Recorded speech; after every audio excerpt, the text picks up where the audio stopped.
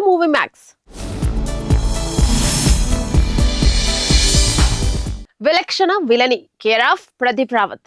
ఆయన ఇక లేరు. సినీ పరిశ్రమలో తన విలక్షణ నటన, కఠినమైన విలనిజనంతో ప్రేక్షకులపై చెరగని ముద్ర వేసిన ప్రముఖ నటుడు ప్రదీప్ సింగ్ రావత్. ఆయన వయసు 74 ఏళ్లు. ఆయన కన్నుమూశారు. గత కొంతకాలంగా బ్లడ్ క్యాన్సర్ తో బాధపడుతున్న ఆయన ముంబైలోని కోకిలాబెన్ ఆసుపత్రిలో చికిత్సను పొందుతూ మంగళవారం సాయంత్రం తుది శ్వాసను విడిచారు. ఆయన మరణ వార్తను ప్రస్తుతం ఇండియాలో ఉన్న ప్రముఖ నేపాలీ నటి విపనా థాపా ధృవీకరించారు. భారతీయ చిత్ర సీమలో ముఖ్యంగా టాలీవుడ్, బాలీవుడ్, కోలీవుడ్లలో ప్రదీప్ సింగ్ రావత్ గొప్ప నటుడిగా గుర్తింపును సంపాదించుకున్నారు. BR Chopra popular television series Mahabharat లో అశ్వత్థామ పాత్ర ద్వారా అతడు దేశవ్యాప్తంగా గుర్తింపును పొందారు. ఆ తర్వాత బాలీవుడ్ లో సర్ఫరోష్, లగాన్, ముఖ్యంగా గజనీ, సూర్య వంటి సంచలన చిత్రాలలో ఆయన పోషించిన విలన్ పాత్రలు సినీ ప్రియుల మనస్సులో నిలిచిపోయాయి. తెలుగు చలనచిత్ర పరిశ్రమలో కూడా ఆయనకు ప్రత్యేక స్థానం ఉంది. రాజమౌళి దర్శకత్వంలో వచ్చిన సై చిత్రంలో భిక్షు యాదవ్ పాత్రలో భయంకరుడిగా,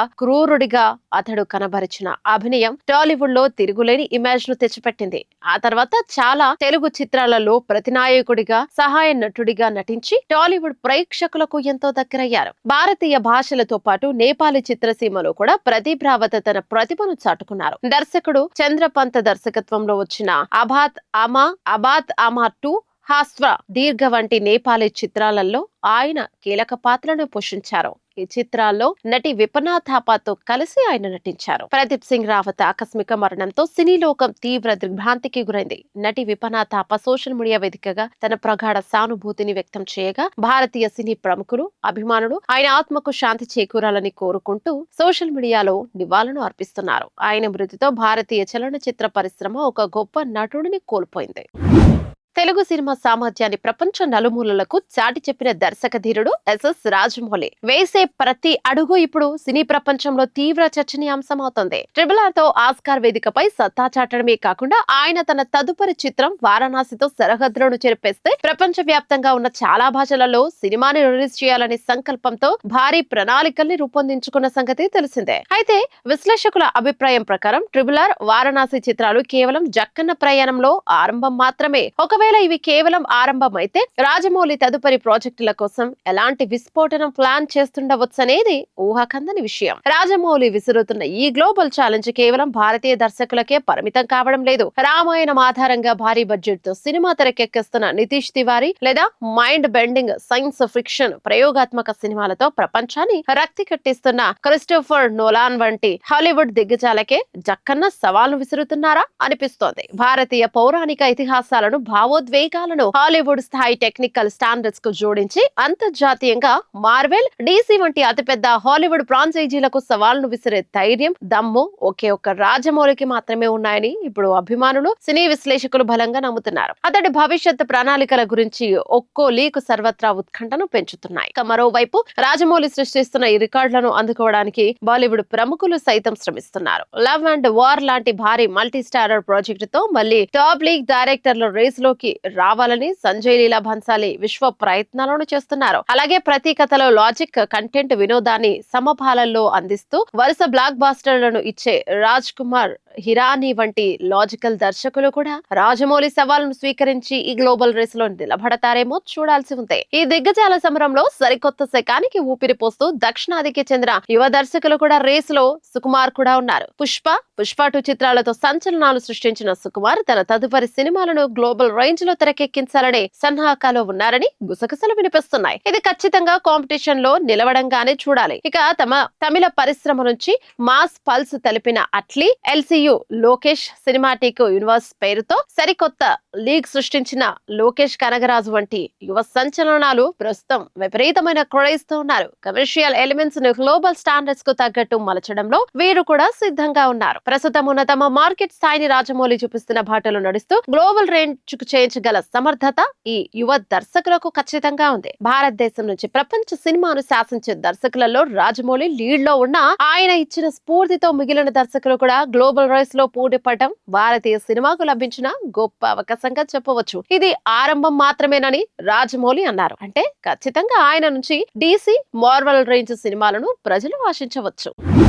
రామాయణం రిలీజ్ వేళ హాట్ టాపిక్ గా మారిన పాతరత్స. బాలీవుడ్ రామాయణం రిలీజ్ కు సమయం ఆసన్నమవుతోంది. 2 భాగాలుగా నితీష్ తివారీ తెరకెక్కిస్తున్న మొదటి రామాయణం దీపావళి కానుకగా ప్రేక్షకుల ముందుకు రాబోతోంది. ఈ నేపథ్యంలో సినిమాలో పాత్రలు ఎలా ఉంటాయి, రామాయణాన్ని ఎంత వరకు డ్రమటైజ్ చేసి ఉంటారు, నితీష్ రామాయణాన్ని ఎలాంటి కోణంలో చూపించబోతున్నారు, ఇలా రకరకాల డిస్కషన్స్ నెట్టింట జరుగుతున్నాయి. ఈ నేపథ్యంలో గతంలో రామాయణం ఆధారంగా తెరకెక్కిన చిత్రాలు, వాటి వివాదాలు మళ్లీ సోషల్ మీడియాలో చర్చకొస్తున్నాయి. ఇతిహాసమైన రామాయణం ఆధారంగా ప్రపంచ వ్యాప్తంగా ఎన్నో సినిమాలు, యానిమేషన్ చిత్రాలు తెరకెక్కాయి. అయితే వీటిలో కొన్ని చిత్రాలు ఊహించని రీతిలో తీవ్ర వివాదాలకు కేంద్ర బిందువుగాను మారాయి. తాజాగా సోషల్ మీడియాలో సీత సింగ్స్ ది బ్లూస్ అనే అమెరికన్ ఫెమినిస్ట్ యానిమేషన్ సినిమా మరోసారి సోషల్ మీడియాలో చర్చనీయాంశంగా మారింది. భారతీయ పురాణాన్ని ఒక విదేశీ మహిళా దర్శకురాలు పూర్తిగా భిన్నమైన పద్ధతిలో తెరకెక్కించడం పట్ల నెట్టింట పెద్ద ఎత్తున వ్యతిరేకత వ్యక్తమవుతుంది. అమెరికన్ యానిమేటర్ నీనా పాలే దర్శకత్వంలో ఏకంగా 2008లోనే విడుదలైన ఈ చిత్రం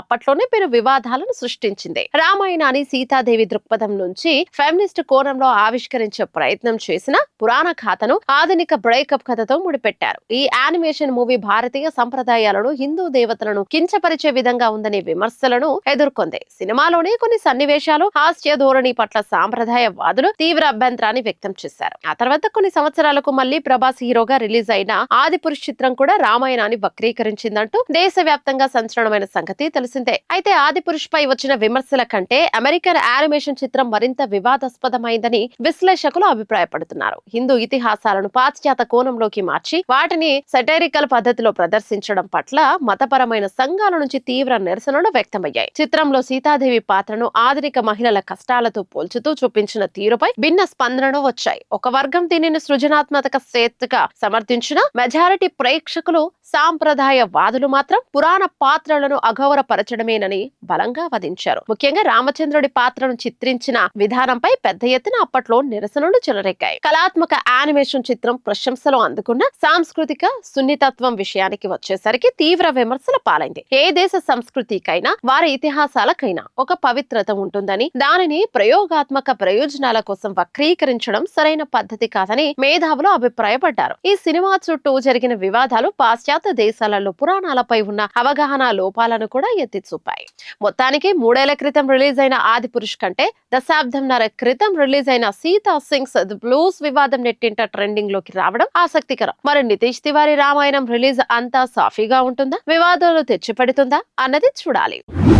power star Pawan Kalyan career లో ఓజీ సినిమాకు సెపరేట్ ఫ్యాన్ బేస్ ఉంటుంది. ఎన్నో ఏళ్లుగా హిట్ లేక సతమతమవుతున్న పవర్ స్టార్ ఫ్యాన్స్ ఆకలి తీర్చిన సినిమా ఓజీ. ఈ సినిమాకు సీక్వెల్ ను ఇటీవల ప్రకటించారు. కానీ ఇప్పుడు పవర్ స్టార్ అభిమానులకు కొద్దిగా నిరాశ కలిగించే సమాచారం అందుతుంది. ప్రస్తుతం ఉన్న పరిస్థితులను బట్టి చూస్తే power star most awaited movie OG 2 ఇప్పట్లో పట్టాలెక్కే సూచనలు కనిపించడం లేదు. పవన్ కళ్యాణ్ ఆరోగ్య పరిస్థితి, రీసెంట్ సర్జరీలతో పాటు దర్శకుడు సుజీత్ తన తదుపరి ప్రాజెక్ట్ ను లైన్ లో పెట్టడమే దీనికి ప్రధాన కారణం. పవన్ కళ్యాణ్ ఇటీవల ఒక భుజానికి సర్జరీ చేయించుకోగా త్వరలోనే మరొక భుజానికి కూడా ఆపరేషన్ జరగాల్సి ఉందని సమాచారం. ఈ క్రమంలో పవర్ స్టార్ పూర్తిగా కోలుకోవడానికి కనీసం 6-7 నెలల సమయం పట్టే అవకాశం ఉంది. దీంతో పవన్ కొన్ని నెలల పాటు నటనకు పూర్తిగా దూరంగా ఉండనున్నారు. మరోవైపు దర్శకుడు సుజీత్ ఓజీ విడుదలకు ముందే తన తదుపరి చిత్రం బ్లడీ రోమియోను నేచురల్ స్టార్ నానితో అధికారికంగా ప్రకటించారు. ఈ చిత్రాన్ని దసరా పండుగ సందర్భంగా సెట్స్ పైకి తీసుకెళ్లడానికి ప్లాన్ చేస్తున్నారు. బ్లడీ రోమియో షూటింగ్ పూర్తిగా పూర్తయిన తర్వాతే సుజిత్ ఓజీ 2 పనులను ప్రారంభించనున్నారు. పవన్ రికవరీ సమయం, నాని ప్రాజెక్ట్ గ్యాప్ ను పరిగణలోకి తీసుకుంటే ఓజీ 2 షూటింగ్ 2027 సెకండ్ హాఫ్ లోనే మొదలయ్యే అవకాశాలు కనిపిస్తున్నాయి. అంటే దాదాపు ఏడాది తర్వాతనే పవర్ స్టార్ మూవీ సెట్స్ పైకి వెళ్లే పరిస్థితులు కనిపిస్తున్నాయి.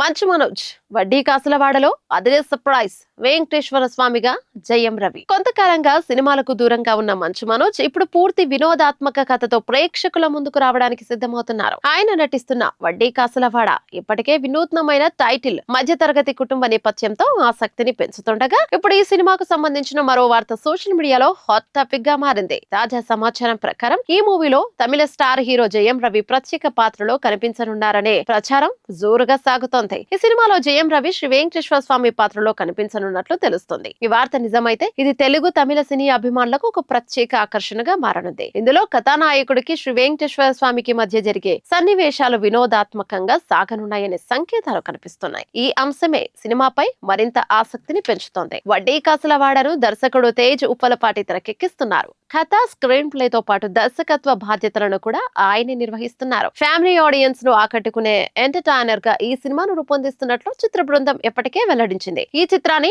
ఏకే ఎంటర్టైన్మెంట్స్ బ్యానర్ పై ప్రముఖ నిర్మాత రామ్ బ్రహ్మం సుంకర నిర్మిస్తున్నారు. కిషోర్ గరికపాటి, అజయ్ సుంకర, దయా పన్యం సహా నిర్మాతలుగా వ్యవహరించనున్నారు. ఇక గతంలో బిందాస్ చిత్రంతో పాజిటివ్ టాక్ అందుకున్న మంచు మనోజ్ చాలా గ్యాప్ తర్వాత మరోసారి ఏకే ఎంటర్టైన్మెంట్స్ తో కలిసి పనిచేయడం కూడా ఈ ప్రాజెక్టుకు ప్రత్యేకతను తీసుకొచ్చింది. మంచు మనోజ్ కెరీర్ లో ఈ సినిమా కీలకంగా మారే అవకాశాలు కనిపిస్తున్నాయి. వినోదంతో పాటు ఫ్యామిలీ ఆడియన్స్ ను ఆకట్టుకునే అంశాలు ఇందులో పుష్కలంగా ఉండనున్నాయని ప్రచారం జరుగుతుంది. మరోవైపు జయం రవి నిజంగానే శ్రీ వెంకటేశ్వర స్వామి పాత్రలో నటిస్తారా లేదా అనే విషయంపై చిత్ర బృందం నుంచి ఇంకా అధికారిక ప్రకటన రావాల్సి ఉంది. అయితే ఈ వార్త సోషల్ మీడియాలో వైరల్ కావడంతో సినిమాపై అంచనాలు ఒక్కసారిగా పెరిగాయి. అధికారిక ప్రకటన వస్తే ఈ కలయిక తెలుగు సినీ ప్రేక్షకులకు మరో ప్రత్యేక ఆకర్షణగా మారే అవకాశం కనిపిస్తోంది. అయితే వెంకటేశ్వర స్వామి అనగానే మనకు అన్నమయ్యలో నటుడు సుమన్ ఎక్కువగా గుర్తుకొస్తాడు. అంతలా ఆడియన్స్ లో గుర్తుండిపోయింది ఆ పాత్ర. మరి జయం రవి ఇప్పుడు వెంకటేశ్వర స్వామి పాత్రలో ప్రజలను ఏ విధంగా మెప్పిస్తాడో చూడాలి. మళ్ళీ మరో ఇంట్రెస్టింగ్ ఎపిసోడ్ తో మళ్ళీ కలుద్దాం. అంతవరకు స్టే కనెక్టెడ్,